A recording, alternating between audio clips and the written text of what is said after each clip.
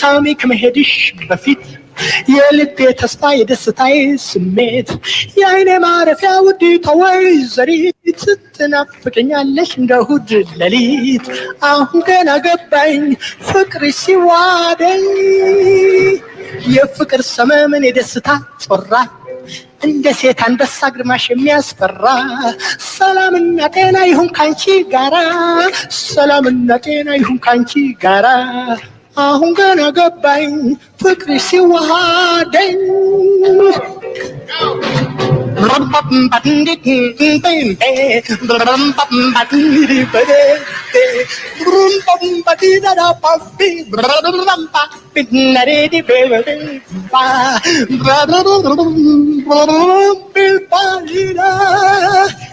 አሁን ገና ገባኝ ፍቅርሽ ሲዋደኝ ገና ገባኝ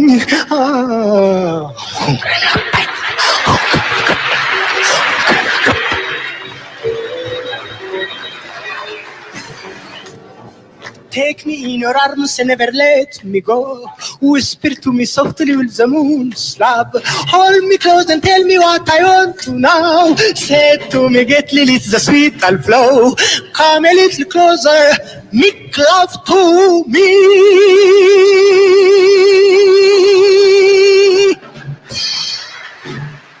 The great Tasfaye Sahalu, Ababa Tasfaye Sahalu, one of the prominent actors and singers, and he's a multi-talented professional. He died recently, and I hope Tamara, welcome to New Perspective. Do you like the music? Yes, that was a wonderful introduction or welcoming. Okay, so welcome to our studio or to our live show. New Perspective Aዲስቅኝት. How's your time in Toronto now? It's good. I was trying to remember when we last spoke. It must have been at least 2 years ago. Wow, it was during that tough time during the pandemic. So it's 2 years ago.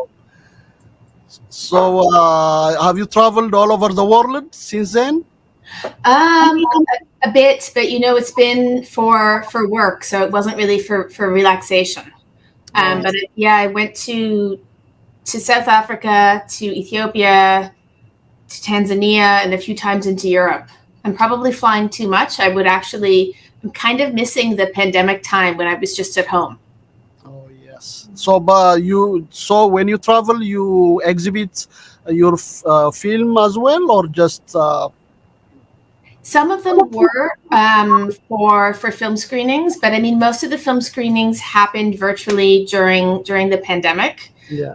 I went to Boston University earlier in the spring to do a presentation for the Ethiopian community, which was really wonderful. Because I think, when we make films that are about our own stories, we need to watch them together so that we can have a discussion. Okay. So that's why I'm happy to do this screening in Toronto for that exact purpose. Yeah. Nice to meet you, Tamara. This is Susanna. Yes, nice to meet you as well. Yeah. Why is it so important to make a documentary about your late sister, Sally? So Sally is my aunt. She's an aunt that I didn't even know existed. And I think, for me, filmmaking, no matter what the topic, is often to remind people about moments in our history, to introduce people to specific conversations or discussions, or to look at, especially through my own filmmaking, often different historical or social justice issues. So for me, with Finding Sally, it was really realizing that I didn't know what happened to my own family during the Red Terror in the 1970s. And that meant that other people, younger people, as my grandmother would say, although I'm in my mid-40s, but let's say, people 50 and under who maybe weren't alive at that period don't know, because we internalize things that are painful and difficult and we don't talk about them. And I think when we don't talk about our past, we end up carrying baggage or trauma with us. And so that's really why I made the film. I realized I'm not the only person who doesn't know about this history in our country, and we need to know about it. If we don't know where we've been, it's hard to know where we're going. That's really interesting. Our role model, Professor Haile Garima of Howard University, he was speaking a lot about this issue. Ethiopians have suffered a lot since the Second World War, since the invasion of the Italians. So many things happened in that country. The Italians used the bomb, the the bombs that it was prohibited not to be used in the world, but Ethiopians were suffering from that trauma for a long time, and after that we have been through the Red Terror, and we never get a kind of treatment to settle to our historical traumas. So do you think film can play a good role to reconcile with ourselves and to see our past and to make our future better? I mean, I think for me, good filmmaking is a mirror that you hold up to society. So whether it's a mirror that's reflecting the 1930s and the Italian occupation, or the 70s, or even contemporary Ethiopia, it's a reflection and a sort of way to memorialize those feelings and those experiences. And I think when we don't do that, things get lost. And for me, it's really the aim with this film was to start a conversation. And the amount of young people who've seen the film and written to me and said, I'm going to ask my parents or my aunt or my grandmother what happened to our family, or people who saying I used the film to get them to talk to me, or even, the reverse from elders seeing the film and deciding like I should tell the younger generation in my own family about what happened to me, what I saw in our neighborhood, what I went through. So to me, that's the best output, is to kickstart that dialogue. That's interesting. Can you tell us the challenge and the happy moments of your time when you are shooting or producing this interesting film? I think, any filmmaker you ask, no matter if it's someone doing a small budget film like what I did, or someone working with millions of dollars, the challenge is always raising the money. Yeah. Because when you get money, it comes with a lot of ties and strings and requirements. And it's also, it's mostly not grants. It's money that you have to pay back if and when the film starts to make money. So, I think as much as it's important for us to make art and tell our stories, it's not a good career if you want to make money. I mean, I have to do other things to afford to live, but I think it's important to make this art because it's beneficial to a wider group. So that was the challenge. You asked also what was the joy? The joy, exactly. Yeah, because there is always these two things coming together. I think the joy is actually been we had a screening also recently in Winnipeg for Ethiopian and Eritrean community members. And I think for me, the joy is getting to watch the film with community and people saying, I've never seen our history in a film. I don't see people who look like me representing the experiences of my country and community, and I feel seen. So for me, that's the joy. Interesting. So see, you have some. You are planning to show it this Saturday. This Sunday. So the film is screening okay. in Toronto on Sunday at 7:30 at the Hot Docs Cinema at Bloor and Bathurst. Because, the film originally premiered during Hot Docs, but because of COVID, all the screenings went online. So the film premiered on the CBC as part of a program called Hot Docs at Home. But now, we're really lucky that Hot Docs has programmed the film again as part of their summer lineup. And I think it's, really just a good opportunity for community members to come and sit together and watch. Do you think we're going to see it in the festival as well, in the Hot Dog Festival? Well, it was already in the festival back in 2020, right? But that's when it was virtual. Yeah. So I mean, are you planning to bring it in person again, or? No, I mean, this is what we're doing right now, is these sort of targeted in-person screenings, specifically trying to do them for Ethiopian and Eritrean audiences, because the festival run is, for the most part, completed at this point. Do you think the story of Sally is resonating to our reality today? And do you think the message that you want to give us is touching the life of Ethiopians, both at home and abroad?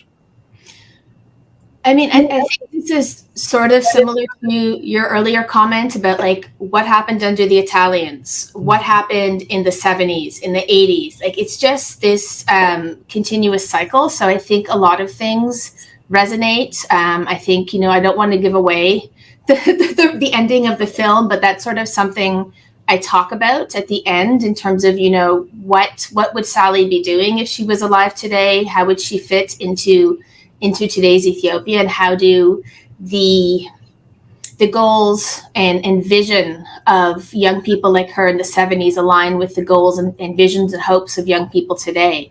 And I think certainly there's parallels.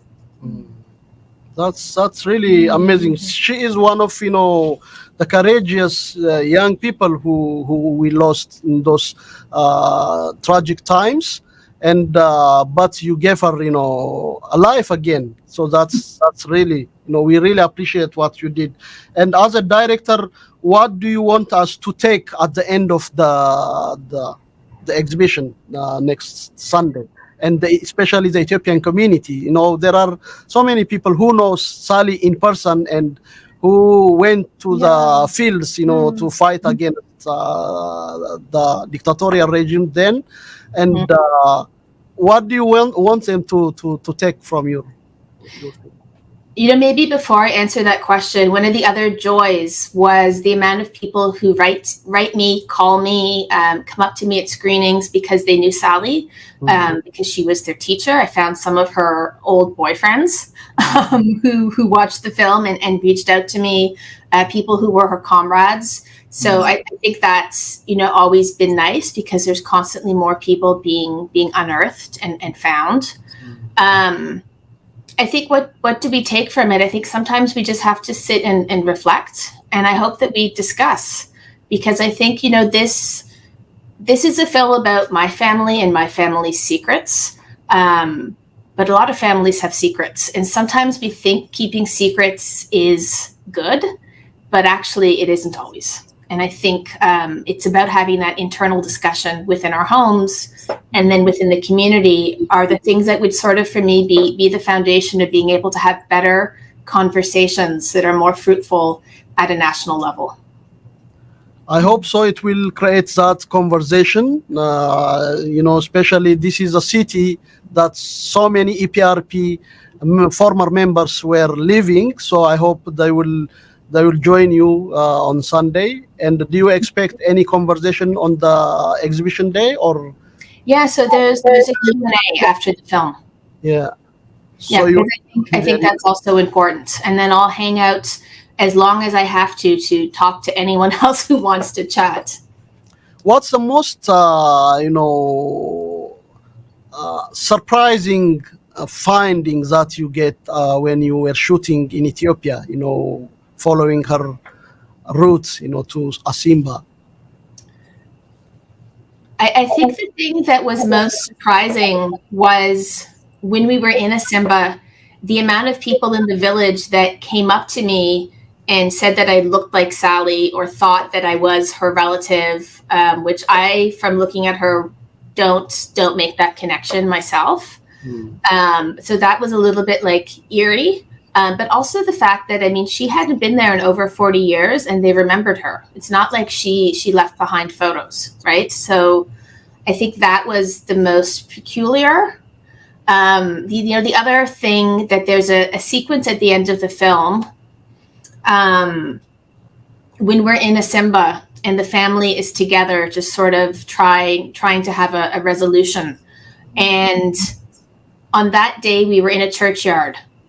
And it hadn't rained in weeks. It should have been raining at that time of year. And, the land was really, really dry. And after that ceremony was done with the priest, it started to rain. And the villagers came out and the children came out and they were singing. And they said, this is because of the work that you guys were doing here. I mean, I'm not super religious, so I don't look at that from like a Christian perspective, but I think something aligned. So, I mean, those were the most weird or good or memorable occurrences, I think. That's really amazing. I mean, do you think these days there are people who can take that courageous decision like Sally did, when they see injustice and when they see, behavior, in any part of the world? She's very courageous, by doing that. So, but do you think we have that kind of youth alive, both in Ethiopia and abroad? It's interesting because when I started making the film in like 2010 or 2011, and it was my grandmother who really said, this needs to be a full professional film. You need to do this because young people in Ethiopia don't understand the passion and the courage to make their country better that Sally and her peers had. And she said, you have to make this film so that young people can understand that they can play a role in their future. Now, she didn't mean that everyone should take up arms, but I think it was, more about not being apathetic and seeing yourself as part of a process of bringing and seeding the change that you want to see in the country. Certainly, we were filming mostly through 2016 to 2018. There was a lot of unrest in the country at that point. It became, I would say, a little bit freaky that things that I was researching about the Red Terror and the Derg, about disappearances and arrests, were mirroring what was happening in the country. Uprisings that happened in the 70s that were happening at that same time. So I think that's just sort of more of the cycle and the loop. And I think certainly we can and we should demand the change that we want to see. But I think hopefully, 40 years later, we can find more peaceful means to engage in dialogue and to achieve those things. That's really very interesting. I hope our community, Ethiopians and Eritreans living around the GTA, will join you on Sunday and watch this very interesting and historical film. We are very happy to have you live on our show. And tell us about the time and the details about Sunday. Sure. And I hope that both of you will be able to come out. But the film Finding Sally is screening on Sunday, July 23rd at 7:30 p.m. at the Hot Dog Cinema, which is on the corner of Bloor and Bathurst in downtown Toronto. Thank you so very much. I hope everybody get the message, and thank you for joining us. Have a good afternoon. Time. Thank you. Bye. So,